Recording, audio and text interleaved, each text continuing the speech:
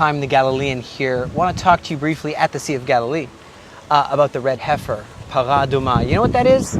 It's this female cow that's never been pregnant, never been yoked. It's never been in the service of anyone for any reason at any time. It is a sacrifice according to the Torah. It's a purification sacrifice for tumat hamet, the impurity of the dead. That's if an Israelite comes in contact with a corpse or something.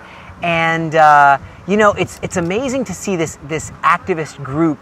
There was the Temple Mount Faithful, there is the Temple Institute, right? And they have this group which is dedicated to really fulfilling this promise that the temple will be built, the Ezekiel temple. I love it. I was part of laying the third temple stone back in the day. It didn't happen. The police stopped us. The army stopped us. But the creation of a third temple is in the Bible. Everybody knows that we are impure people, and that place, that Temple Mount, is impure. So how can you build a temple there? You need to purify it.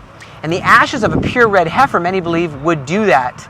For decades, Israel's been trying to do this unsuccessfully. I mean, there was this pastor in Texas in '97. There was another pastor, I forgot from where he's from, in 2005 that raised what they thought was the best candidates. There was another candidate right now, obviously, Carl Lutz, and he's a pastor from Mississippi who raised painstakingly. Now they showed up here in the airport, amazing. And these candidates were really never ended up meeting the criteria. There can't even be one black hair or white hair. It has to be pure red, straight hair. There's a lot of biblical demands, but there's also stipulations in the oral Torah, in the what's called the Mishnah, that is. And in the Mishnah, we see a lot more stipulations on this para aduma, or red heifer, right? And so we know that this happened. Carl Lotz has sent these candidates here, and there's great rejoicing, there's dancing in a circle, there's rabbis from all over. I find it interesting that Rabbi Yehuda Glick has red hair, so he's super into the temple because of that. I'm sorry, I can't prove that. This time that we live in, man, it is the time of the great redemption, the great restoration, the great, some great things are happening now like never before. And here at the airport, we're seeing something amazing. And, what will happen in the future? I don't know. I don't know what happens, in every single stage of the way. But unblemished. I like this. And I want to look at that. The Bible says in Numbers, let's look to Numbers chapter 19, right? Verse 1 through 4. Now the Lord spoke to Moses and to Aaron. He said, "This is the statute of the law that the Lord has commanded. Tell the people of Israel that they've got to get a red heifer with no defect. There's no blemish in it, with no yoke has ever come upon it." Go down to 19 verse 9. That's right, chapter 19 verse 9. "A man who is clean will gather up the ashes of the heifer, deposit them outside the camp in a clean place, and they will be kept for the water, for the impurity of the congregation, and it is a sin offering." So this is a way biblically of cleansing, a woman after that time of the month, a woman after she's had a baby, a man who's touched an unclean thing, many different impurities. It's a way to purify. And even right there where that Golden Dome is, and that Al-Aqsa Mosque, there needs to be a purification before anything could be built.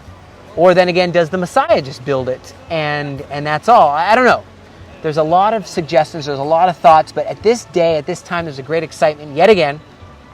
And it keeps happening. Maybe these will become impure. Maybe they'll sprout some black hairs and they'll be impure. Or maybe they will be the right ones that are candidates that came from pastors in America. Very strange, very interesting. But, then it has to go into living waters. What living waters? The Gihon spring?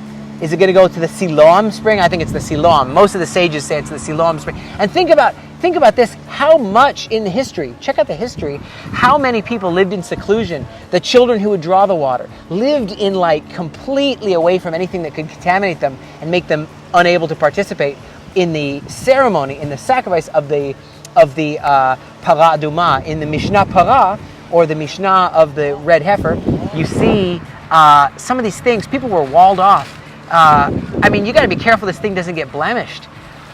It's just interesting. Let's continue to be part of the redemption ourselves. Let's be part of the requirements of provoking Israel to be jealous. Romans 11:11. Let's be part of helping with the aliyah, helping with the absorption, being part of the adventure. And you and I together, let's do it. And you know, whatever happens, we're in exciting times. What happens in the future? Hey, we're in exciting times. And I'm glad to be alive for such a time as this.